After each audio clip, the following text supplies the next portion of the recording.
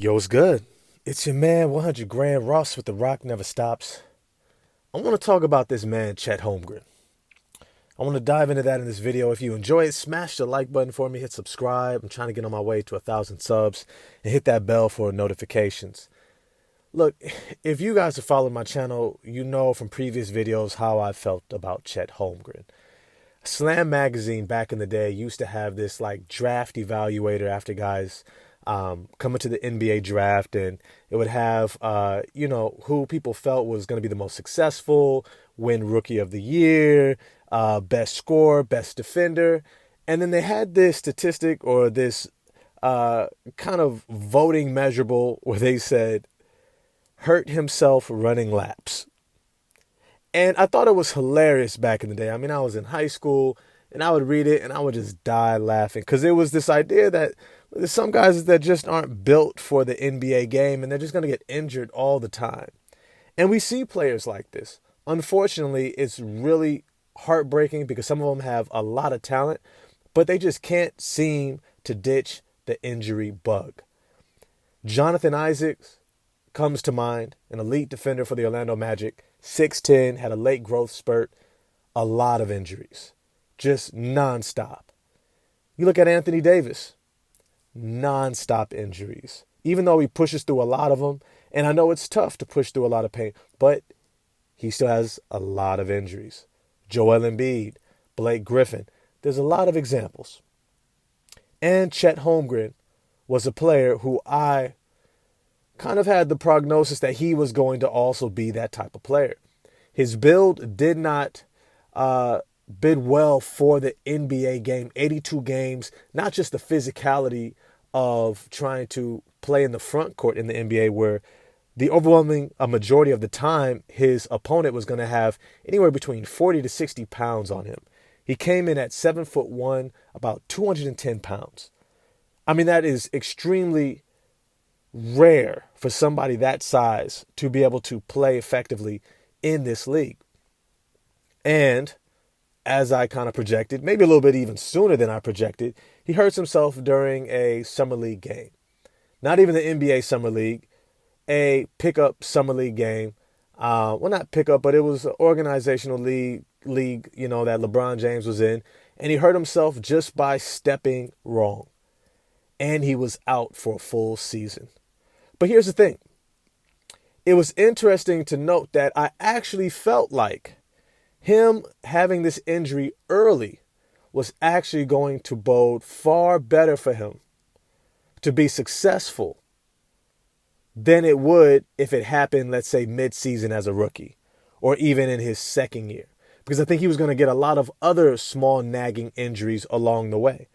You see, the reason why I think this way is because there's this thing that's been going on throughout, especially high school sports, even middle school. But it's this concept of overuse injuries. And I don't know if some of you guys remember back in the day, the Julius Randle, Joel Embiid, Andrew Wiggins, Jabari Parker, Aaron Gordon draft. A lot of these guys were having these injuries take place early on. And I mean in the rookie year, sophomore year, and it was nonstop. Whether it was Aaron Gordon, Julius Randle as a rookie, Jabari Parker, Joel Embiid was coming in injured. I mean, it was just replete with just nonstop injuries. And they were taking a look and they realized that for a lot of these young athletes throughout their high school tenure and even from middle school into high school, they were literally playing competitive basketball nonstop. And the issue with this is that they weren't giving their bodies time to rest, recover, and also to develop other motor skills. In other words, back in the day, and when I say back in the day, I mean, 50s, 60s, 70s, 80s, 90s to the early 2000s, before the AAU circuit really got big. Kids used to play other sports. They would play football. They would play soccer. They would play baseball. They would play volleyball. They would play all these other sports, developing different parts of their body. But at the same time, it would also allow other parts of their body to rest. The muscle group and the motor skills it took to make layups will get to rest when you're playing baseball. We'll get to rest a little bit when you're playing soccer. Maybe even volleyball. All right. And so that allowed the body to recover. But also, we all know as personal trainers, I used to do some personal training back in the day. Cross training is extremely effective to developing the body. You are able to develop muscles and skills and movements that allow you to support other muscle groups. And so it actually allows you to prevent yourself from putting a lot of strain on one specific set of muscles. Now, where does that leave Chet Holmgren? Well, Chet Holmgren, for the last year, has been able to rest. He's been able to rest. And not just rest, but he's been able to physically work on his body, much in the form and format of Victor Wembanyama. If you followed his career and the narrative around him, he has had a very intentional training regimen because they understood his talent and potential and where he was likely going to end up as the number one pick in the draft, which he just was. They recognized that how they had to develop his body had to be unique to his body type and play style. And the individual that they brought in was Dirk Nowitzki's developmental coach and trainer from back in Germany. And so they began to work on his stability, his core strength, his leg strength and endurance training, not bulking up. And through that, he was able to have a very successful NBA career. Now, Chet Holmgren.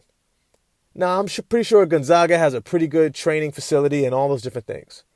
But when you have the opportunity to sit out for a year and focus on developing your body and refining your skill set, that means the moves that you were able to do, your bread and butter, that you're taking from high school to college to the NBA, you have time to refine that thing. And many times what it takes most young players a year or two, sometimes 3 years, to really fine-tune their skill set, he was able to focus on for this past year.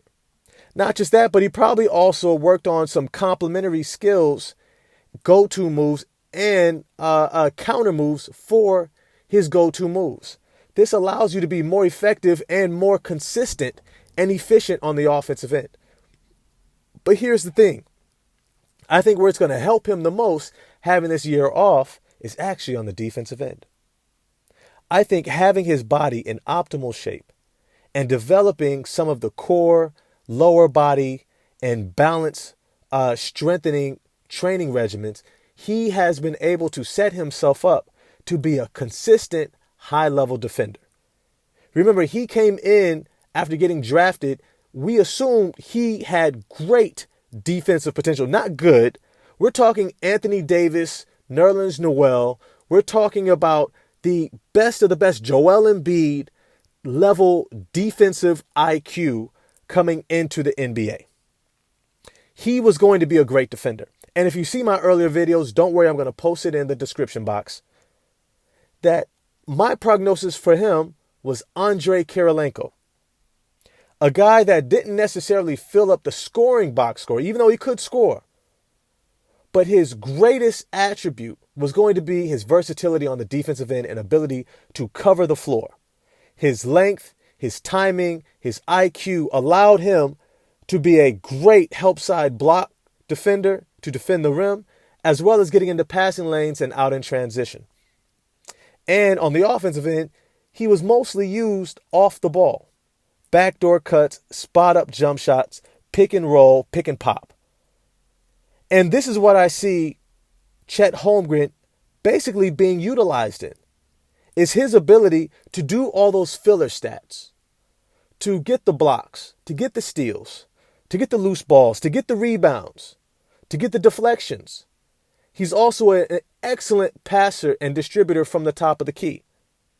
And he's amazing for dump-off passes, kick-out jump shots from three, and every once in a while he can attack a closeout. He's not going to be doing too much posting up, but I think he can get to that little 10 to 15-foot range when he has a mismatch. Now, here's the thing. My outlook for him this year is he is my favorite for Rookie of the Year. And you want to know why? Because he has the best chance to be, one, on a winning team. The Oklahoma City Thunder barely missed the playoffs this year in the play-in tournament.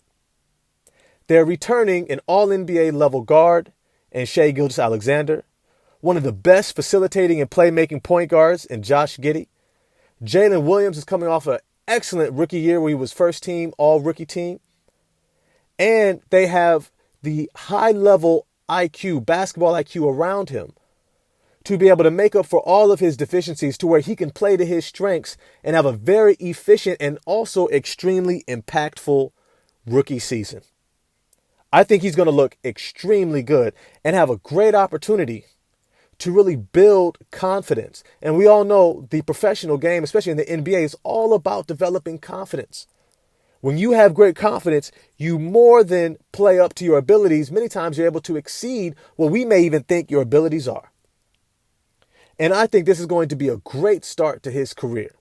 So the injury that we first thought might have been a foreshadowing of what to expect may actually be a blessing in disguise. But hey, as always, I want to know what you all think. Do you agree about my blessing in disguise injury that he had before his rookie season could actually begin? What do you see as Chet Holmgren's outlook for his rookie year? Do you think he could be the rookie of the year? If so, holla at me in the comment section. You know I respond.